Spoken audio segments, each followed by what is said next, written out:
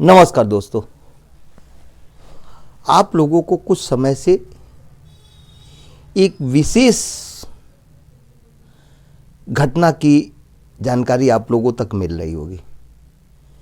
निश्चित रूप से घटना बेहद ही दुखद है। यह महाराष्ट्र प्रदेश की राजधानी मुंबई में घटना घटी है और एक बहुत ही वीआईपी एरिया में घटी है, जिसकी जितनी भी निंदा की जाए वो कम है। अब मुख्य बिंदु पर मैं आने जा रहा हूं कि मुंबई के बांद्रा इलाके में काफ़ी सिक्योर्ड इलाका है, जहां में कि काफ़ी वीआईपी लोग रहते हैं और फिल्म इंडस्ट्री के लोग रहते हैं।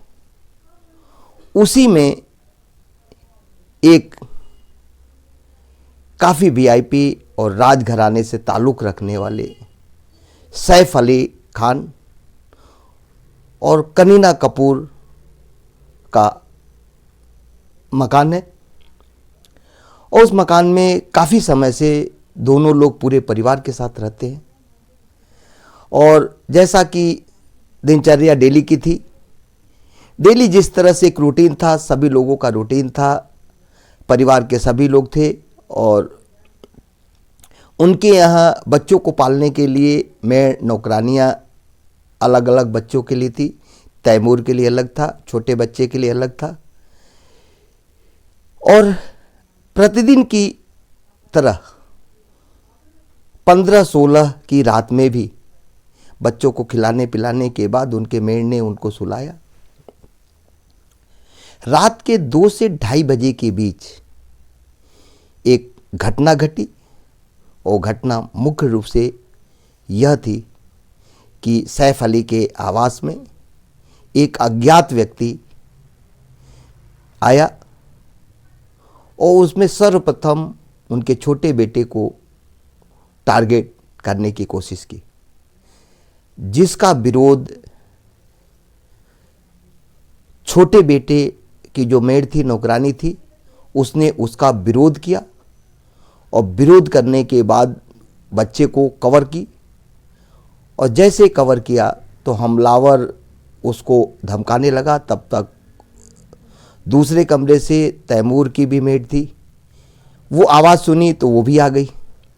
आने के बाद जब उसने स्थिति देखा तो उसकी चीख निकल गई और इस चीख पुकार की आवाज़ में वहाँ पे सैफ अली खान भी आ गए। जैसा कि अन्य सूत्रों और समाचार के थ्रू भी आप लोगों को पता चल रहा होगा कि यह घटना रात में घटी।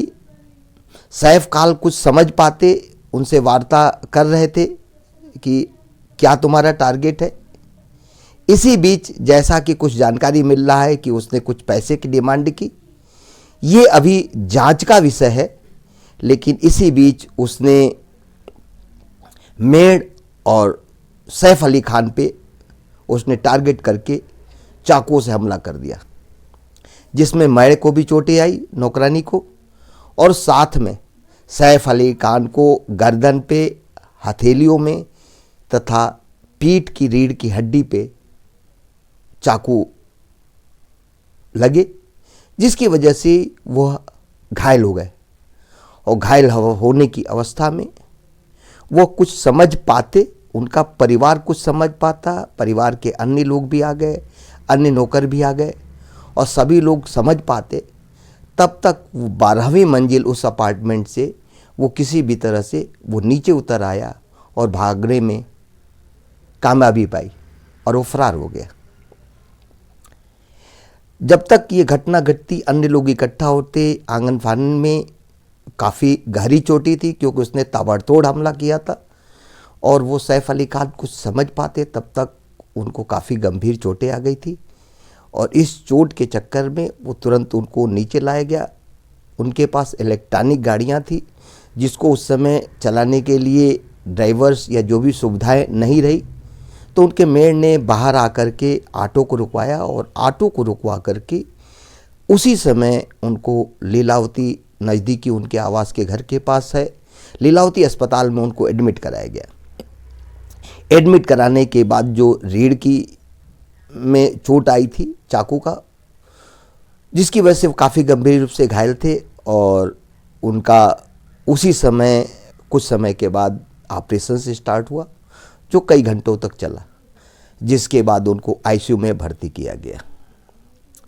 मुख्य रूप से ये घटना मुंबई के एक वीआईपी इलाके में घटी, जिसकी वजह से सवेरा होते होते ही यह पहले मुंबई और साथ में महाराष्ट्र के साथ साथ पूरे भारत में चर्चा का विषय बन गया कि इतने वीआईपी इलाके में ये घटना घटी कैसे। और ऐसी जगह जब सुरक्षा की बात है तो ये तो बहुत ही दुर्भाग्य की बात है। निश्चित रूप से राष्ट्रीय शिल्पकार पार्टी इस घटना की घोर निंदा करता है तथा साथ ही महाराष्ट्र सरकार से यह अनुरोध करता है, जैसा कि महाराष्ट्र सरकार ऐसा नहीं कि काम नहीं कर रही है, काम कर रही है। हमलावर जहाँ तक पकड़ा गया है और उसकी जांच हो रही है, अभी जांच का विषय है। जांच में जो भी उसने अपने राज उगलेंगे किस नियत से क्यों गया था, लेकिन बहुत ही यह सोचने वाली बात है कि कुछ समय से ये घटनाएं, कभी सलमान खान के घर पे फायरिंग हो जाती है, इसी तरह से एक अन्य सलमान खान से रहते हुए कुछ समय पहले एक हत्या हो गई थी। तो ये कभी कभी किसी भी अभिनेता को धमकियां मिलने लगती है। यह सुरक्षा के व्यवस्था से ये बहुत ही दुर्भाग्य की बात है कि ऐसे वीआईपी ऐसे सुरक्षित जगह पे इस टाइप की घटनाएं घट जा रही हैं, और जो कि काफ़ी समय से मतलब ये बंद था। मैं यूँ कहूँ कि 92 के बाद पहले या उसके बाद घटनाएं घटती रही, लेकिन धीरे धीरे अंडरवर्ल्ड धीरे धीरे उसमें कमियां आई। प्रशासन से बहुत मजबूत तरीके से काम किया, फिर भी ये कुछ समय से ऐसी घटना घट रही है जिसकी में निश्चित रूप से महाराष्ट्र सरकार को सोचने की बात है और उस पर निरंतर बेहतर तरीके से काम करने की ज़रूरत है।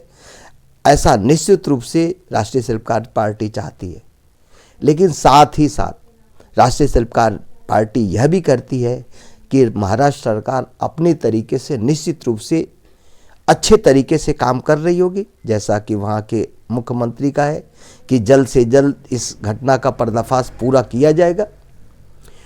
निश्चित रूप से किसी की भी जान माल, वो अभिनेता हो, नेता हो या कोई आम नागरिक है, निश्चित रूप से सभी की सुरक्षा बहुत ही उस प्रदेश की सरकार का नैतिक दायित्व होता है, और निश्चित रूप से सभी सरकारें कोशिश करती है कि उसमें उनको सफलता मिले। लेकिन बीच बीच में जो ऐसी घटनाएं घट जाती है जिसकी वजह से कभी कभी लगता है कि कहीं ना कहीं कुछ सिस्टम में फेल्योर है, किसी में के तरीके से ऐसी घटनाएं घट जाती हैं। अब उतनी सुरक्षित जगह पे कोई व्यक्ति 12 मंजिल तक जाकर के यह घटना सैफ अली खान के आवास पे कर देता है, यह निश्चित रूप से उनके लिए भी, वहाँ की सरकार के लिए भी, या अन्य प्रदेशों की सरकार के लिए या किसी भी जगह सुरक्षा की दृष्टि से बहुत ही विचार करने का विषय है। और इस पे सभी लोगों को इस पे मंथन करके, ऐसा नहीं कि घटना घटने के बाद चिंतन और मंथन किया जाए, निश्चित रूप से वहाँ पहुँचने का उसका कुछ उद्देश्य रहा होगा। और रात के उतनी हाई सिक्योरिटी इलाके में अगर वह 2 बजे रात तक वह टारगेट बेस पे पहुँच जाता है तो ये बहुत ही सोचने वाली बात है कि ऐसे सुरक्षा व्यवस्था में सेध लगाकर वो पहुंचा कैसे। तो अंत में राष्ट्रीय शिल्पकार पार्टी का यही कहना है कि महाराष्ट्र सरकार जल्द से जल्द पूरी पूछताछ करके निश्चित रूप से एक ऐसी स्थिति में पहुंचे कि क्या उद्देश्य था, तथा साथ ही साथ अन्य जो भी सुरक्षा उनको तैयारी करनी है या जो भी है प्रिकॉशन बरतना है, तो घटना घटने से पहले निश्चित रूप से सभी की सुरक्षा के लिए तत्काल उस पर विचार करके उस पर काम करने की ज़रूरत है, जिससे कि ऐसी कोई घटना किसी के यहाँ भी न घटे। वो कोई नेता हो, अभिनेता हो या आम पब्लिक है। तो निश्चित रूप से राष्ट्रीय शिल्पकार पार्टी और मैं स्वयं सैफ अली खान के जल्द से जल्द स्वास्थ्य होने की ईश्वर से प्रार्थना है। और इसी के साथ साथ जय हिंद, जय भारत, जय राष्ट्रीय शिल्पकार पार्टी।